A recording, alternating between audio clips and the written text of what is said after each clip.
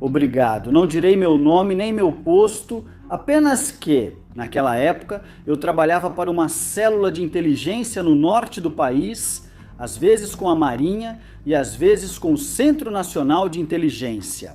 Nossa tarefa era interceptar, observar e silenciar. Numa madrugada, recebemos um alerta fora do comum, uma mensagem interceptada entre operadores do cartel da última letra.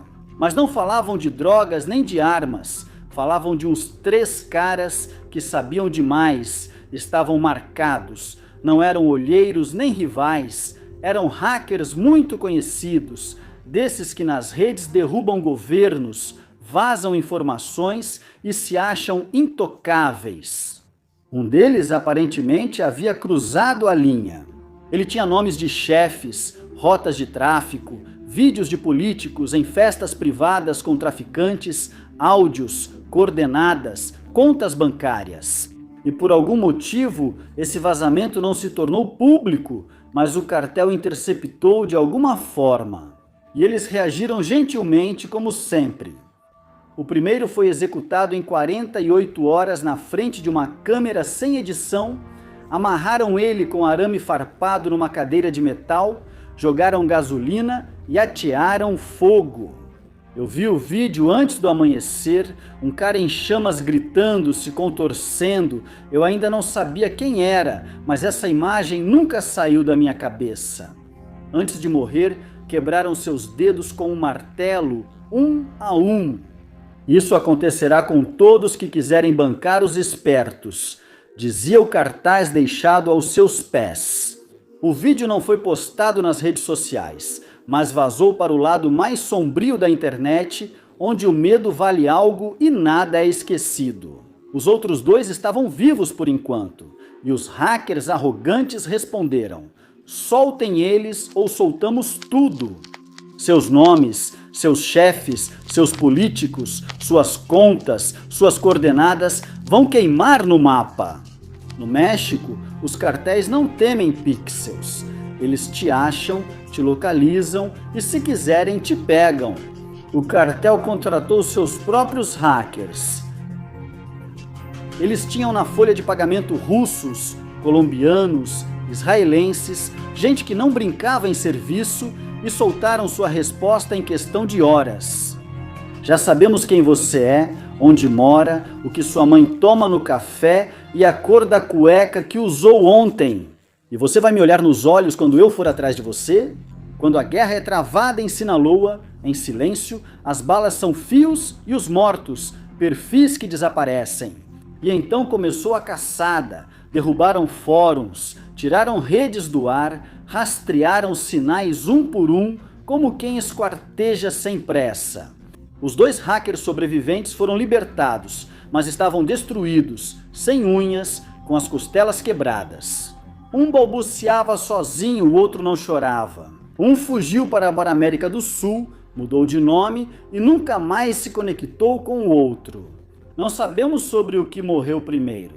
Ainda guardo a imagem, vi como gritava, se contorcia e foi destruído até sumir. Desde então, muitos aprenderam algo. Aqui no México, a guerra não é lutada só com armas, mas aqueles que acham que isso é um jogo acabam como eles, em silêncio e esquecidos. Eu aprendi algo novo. Aqui a verdade não é publicada, a verdade é enterrada com os dentes quebrados e os olhos abertos. Sou enfermeiro na Marinha e fui promovido graças à graduação em enfermagem. Apesar das dificuldades, consegui com disciplina. Aqui, isso vale mais que diploma. Ao entrar, fui designado a um batalhão em zona operacional. Nada glamouroso, mas com uma boa patente. Eu fazia de tudo, desde tratar bolhas causadas por botas até estabilizar feridos em helicóptero. Aqui não há hospitais com ar-condicionado. Há lama, pressão e feridas que você não vê nos livros. Mas a verdadeira virada foi em um dia que nunca vou esquecer. Trouxeram para mim um mestre segurado por 3 soldados. O cara veio completamente fora de si, suando, gritando, dizia que alguém ia matá-lo. Não era um criminoso, era um dos nossos, um veterano com mais operações nas costas do que anos de serviço em outros lugares. Mas ele tinha algo estranho, um trauma, um sinal de alerta literal. Toda vez que ele via uma luz vermelha, uma lâmpada, uma luz do rádio, o que fosse, a mente dele se ativava como se estivesse em zona de guerra. Ele achava que iam emboscá-lo, que alguém ia atacá-lo, e lá estava eu, com o uniforme bem passado, tentando acalmá-lo. Nunca fui treinado para isso. Eles te ensinam a aplicar injeção, entubar, suturar, mas não te ensinam a segurar um irmão de armas que está convencido de que vai morrer por causa de uma lâmpada. Naquele dia, eu quebrei um pouco porque entendi que existem feridas que não sangram, mas que a gente carrega todos os dias. Também já tive que cuidar de companheiros que se cortaram acidentalmente em alto mar, atender fraturas no convés com o navio balançando como um demônio, fazer soro no meio de um tiroteio e enfaixar um que tinha um ferimento no estômago. E ele só dizia, aguenta. Doutor, aguenta. Eu vi pulmões colapsados, infecções por falta de equipamento, colegas chorando porque souberam que sua chefe morreu. Ainda assim, seguem na linha de frente. Eu tive que limpar cadáveres de crianças e preparar corpos para que suas famílias não os vissem destruídos. Realmente, estar aqui dentro me mudou. A enfermagem na Marinha não é como na civil. Aqui você não só cuida, aqui você sustenta. E às vezes sozinho, às vezes você pode salvar alguém, mas na maioria das vezes só tenta evitar que a pessoa morra na sua frente. Fiz meu curso de forças especiais e, como em todos, tem uma etapa que te divide ao meio, antes mesmo de vivê-la. E depois eles chamam de prisioneiro de guerra. E é tão brutal que às vezes ainda duvido se foi um treinamento ou se realmente estive nas mãos do inimigo. Tudo começa como um jogo. Esconda-se dos instrutores, evite-os, sobreviva. Mas se te pegarem, você já não é mais um aluno, você é um prisioneiro. Eu fui pego de madrugada com meu parceiro de sombra quando íamos ao banheiro. Ouvi galhos se quebrando atrás de mim. Corri, tropecei e em segundos já estava com o capuz preto na cabeça. Me algemaram com enforca-gatos, me arrastaram, bateram nas minhas costelas porque resisti. Ali começou o inferno. Me colocaram em um quarto gelado, chão molhado. De repente, uma porta se abriu com um estrondo. Gritos, risadas, choro, tudo misturado sem descanso. Não dormi por dias. Toda vez que eu fechava os olhos, jogavam um balde de água fria no meu rosto e depois vinham as pancadas. Socos no estômago, joelhadas, toalhas úmidas que queimavam como chicotes.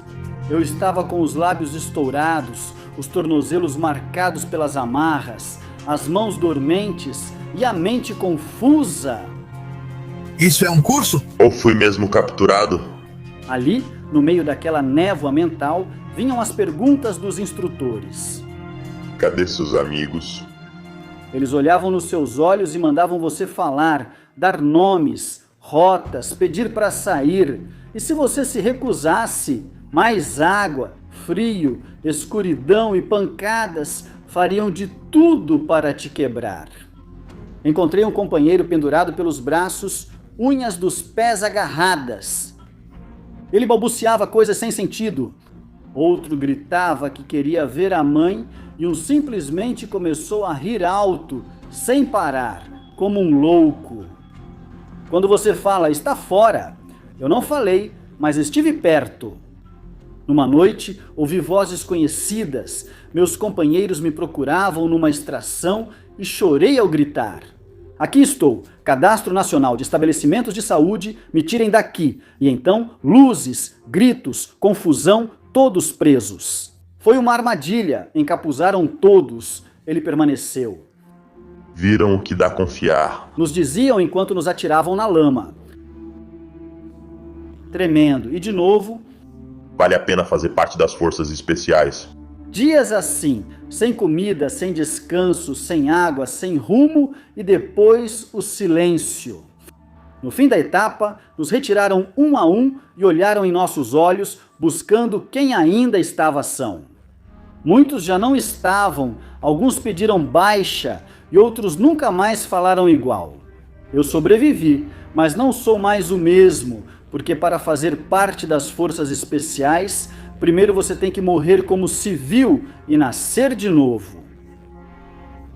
Frio, silencioso, imparável. Valeu a pena sim, mas ninguém que não tenha passado por isso vai entender jamais. Com botas firmes pisam o chão sob o sol escaldante. No meio do luto, Zedeina responde firme e de frente. Disciplina, coragem e lealdade. Blindado, rugindo, patrulha cidades onde o medo persiste, sem volta ou passo em falso. Quando entram na área, o perigo é mínimo.